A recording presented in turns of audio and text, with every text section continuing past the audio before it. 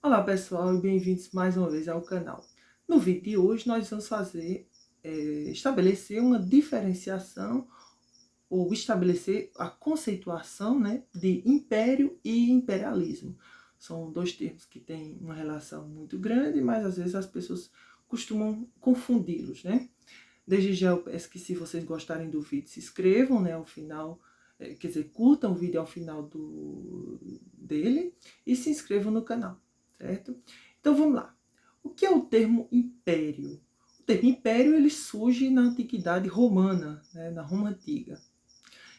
Vem do idioma latino, né, que era a língua oficial de Roma, desde de que ela foi fundada, né, pelos latinos, então eles falavam latim, certo? Era a língua que se falava em Roma. E o termo império vem da palavra imperium, que por sua vez se origina do termo imperare. Imperare, se a gente fosse fazer uma tradução para a língua portuguesa, é algo como comandar, certo? Imperium, na Roma Antiga, era algo como um poder. Então, entendam assim, imperium é um poder, certo? Um poder que o governante tinha, à época, de poder comandar as pessoas, certo? Então, na Roma Antiga, imperium era o poder que o governante tinha de sobre os seus comandados, digamos assim. O poder que o governante tinha sobre os seus comandados. Isso desde a época da monarquia romana. Lembremos que a história de Roma é dividida em três fases: monarquia, república e império.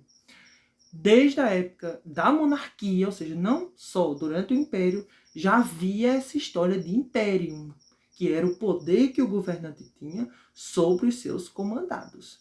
Durante um certo tempo da história romana, dizem alguns historiadores, imperium também era um poder era um poder que as pessoas podiam ter de poder consultar os deuses a partir de fenômenos da natureza, enfim, certo?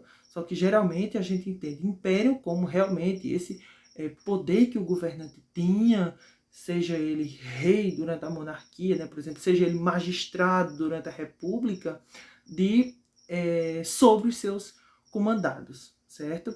Então, por exemplo, durante um tempo havia o Imperium Militar. E o Imperium Militar era um poder que o governante tinha de convocar tropas, por exemplo. Havia também o Imperium Domi. O Imperium Domi é como se fosse uma espécie de poder civil, certo? Que alguns magistrados tinham de poder, por exemplo, definir quem seria culpado por algum crime, percebem? Ou seja, Imperium era o poder que o governante tinha de alguma maneira sobre os seus comandados. No caso da República, né, em que havia os chamados magistrados, um magistrado podia ter o poder do Imperium Domi, né, que era um poder civil de, como eu disse para vocês, o exemplo de condenar uma pessoa, né, por exemplo, por algum crime, certo? No século I a.C., quando Caio VIII assume o poder de Roma, e aí ele é considerado o primeiro imperador, né, de Roma, como a gente sabe, marca aquele processo de transição entre a República Romana e o Império Romano. Esse termo ele começou a fazer referência também ao poder que o governante tinha de comandar vastos territórios, certo? Lembremos que durante a época da República, que foi o período que antecedeu o Império, Roma cresceu absurdamente, né, do ponto de vista territorial, certo? Então, com o passar do tempo, o próprio termo império, que lá no início tinha uma conotação de é o poder que o governante tinha sobre os seus comandados, como dizem muitos historiadores, né? Isso não sou eu que estou dizendo, evidentemente, passou a ter também uma conotação ligada a um vasto território, né?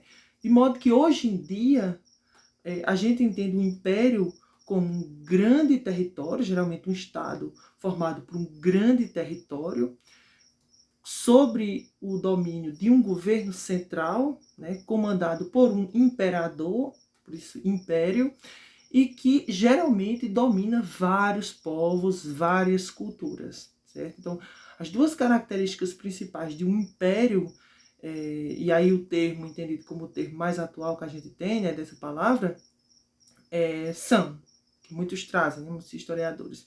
Primeiro, ter uma vasta área, né, um vasto território, e dominar vários povos, dominar várias culturas. E aí lembrando, né, o império tem sempre um poder central que administra ele, certo? Então o termo império ele passa de um termo de ser o poder que o governante tem sobre os seus comandados em Roma para um território, né, um território gigante, muito vasto, no qual convivem várias culturas, vários povos e é administrado por um poder central, certo? É assim que muitos historiadores definem. E o que é imperialismo? Então, já entendemos o que é império. E agora, o que é imperialismo? Imperialismo é um processo histórico. Um processo histórico que se desenvolveu, sobretudo no século XIX, realmente no século XIX, né? E até inícios do século XX, certo? E foi marcado pela dominação de muitas potências, sobretudo potências europeias, os Estados Unidos e o Japão, sobre outros países, certo? Então a gente lembra, por exemplo, que esse processo de imperialismo que marcou a dominação de uns países sobre outros, países dominando outros países, países dominando muitos territórios, sobretudo na África e na Ásia, esteve inserido no contexto da chamada Segunda Revolução Industrial, que foi a revolução, por exemplo, da eletricidade, do petróleo, né, do aço, certo? Em que muitos países estavam desenvolvendo muita sua indústria, produzindo muita coisa, e aí eles estavam também em busca de, primeiro, matéria-prima para poder produzir o que estavam produzindo, e segundo, mercado consumidor para poder comprar esses produtos, certo? Então, o imperialismo é isso, essa atuação desses países dominando outros territórios no século XIX e início do século XX, processo o qual está inserido no contexto da segunda revolução industrial, certo? Geralmente os historiadores dizem que, vamos dizer assim, esse processo de imperialismo ele foi mais aprofundado entre 1870 e 1914, né, que é o início da Primeira Guerra Mundial. Esse período aí seria chamado de, ou é chamado, né, por muita gente, de paz armada, né, ou seja, um momento em que não existiam de fato guerras quentes, efetivamente, entre essas potências europeias, por exemplo, mas era um momento de armação, que eles estavam se armando muito, porque a guerra poderia acontecer a qualquer momento, e foi o que aconteceu a partir de 1914, com a Primeira Guerra Mundial, certo? Eu pergunto para vocês, eu disse que esse processo histórico é século XIX, início do século XX, como muitos historiadores colocam, mas eu peço que vocês coloquem nos comentários, existe imperialismo hoje em dia? O que é que vocês acham sobre isso? É uma discussão, né, a ser feita.